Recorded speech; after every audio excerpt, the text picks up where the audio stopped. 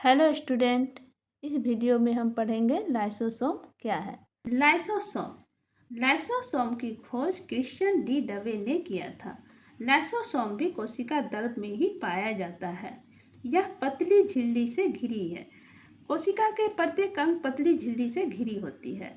Lysosome बहुत छोटी रचना है। यह छोटी थैली जैसी रचना है। इसे आत्महत्या की थैली कहते हैं। इसे आत्महत्या की थैली इसलिए कहते हैं कि इसमें एक एंजाइम्स पाए जाते हैं। वो एंजाइम्स में इतना पावर होता है कि जीव द्रव यानी कोशिका के अंदर जो जीव द्रव है उसको भी पचाने की क्षमता रखती है।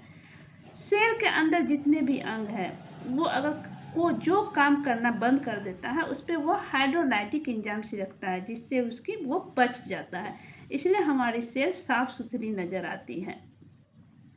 इसमें जो जल अपघटक एंजाइम्स है वो कोशिका में जो जीवाणु एवं वायरस अटैक करता है उससे भी यह रक्षा करती है।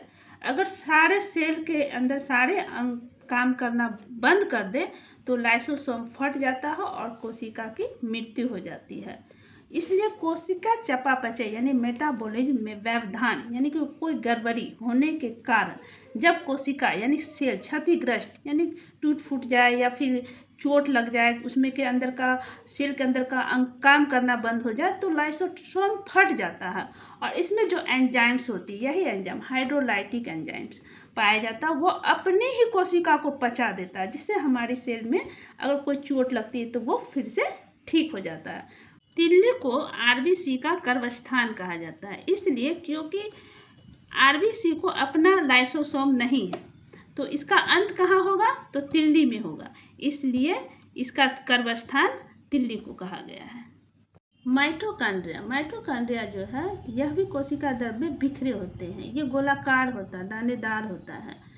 ये जो होता है ना वो डबल झिल्ली से ऐसे ढका रहता है, जिसमें एक लेयर जब हटती है तो सेकेंड लेयर में एक द्रव होता है जिसे हम मैट्रिक्स कहते हैं। इसमें एक गुहा लटका होता है जिसे हम माइटोकॉन्ड्रियल गुहा कहते हैं। इसमें एक एंजाइम्स होती है जो इसमें पाए जाते हैं। माइटोकॉन्ड्रियल गुहा को क्रिस्टी भी कहते हैं। यही ऐसे ऐसे ऐसे ऐसे करके पूरा माइटोकॉन्ड्रिया में रहता है। अब इसकी खोज किसने की तो इसकी खोज अल्टमैन ने की थी। इसको कोशिका का ऊर्जा गृह भी कहते हैं, इसलिए क्योंकि ऊर्जा का निर्माण का कार्य माइटोकॉन्ड्रिया को दिया गया है। अब यह ऊर्जा बनाता कैसे, जब हम सांस लेते हैं ना तो ऑक्सीजन कोशिका को पहुंचती है। कोशिका जो है वो ऑक्सीजन माइटोकॉन्ड्रिया को देती है। माइटोकॉन्ड्रिया एक क्रैफ्ट चक्र चलाता है जिसमें 38 एटीपी बनती है। वही एक ग्लूकोज का निर्माण करती है। इसी ग्लूकोज से ऊर्जा बनती है जो हमारे शरीर को एनर्जी देती है। अब ये माइटोकॉन्ड्रिया को ना अपने डीएनए होती है, अपने राइबोसोम भी होते हैं। जब भी पूछा जाए ना सेल में ऐसे कौन है अंग जिसको अपने डीएनए अपने राइबोसोम होते हैं तो हम माइटोकॉन्ड्रिया कहेंगे। और कहेंगे ऑक्सीजन यानी श्वसन किस में होता है, सेल का कौन सा अंग है जिसमें श्वसन होता है तो फिर माइटोकॉन्ड्रिया कहेंगे। इसे माइटोकॉन्ड्रिया को कोश के ऊर्जागृह कहा जाता है। ये भी सवाल आता है कि ऊर्जागृह किसे कहा जाता है तो माइटोकॉन्ड्रिया को कहा जाता है। तो 3 क्वेश्चन जरूर पूछा जाता है। एक ऊर्जागृह, इसे श्वसन का अंग कहते हैं, और तीसरा इसके पास अपना डीएनए और अपना राइबोसोम होते हैं। माइटोकॉन्ड्रिया जो है वो जंतु की कोशिका में ज़्यादा पाई जाती है और पादप कोशिका में कम।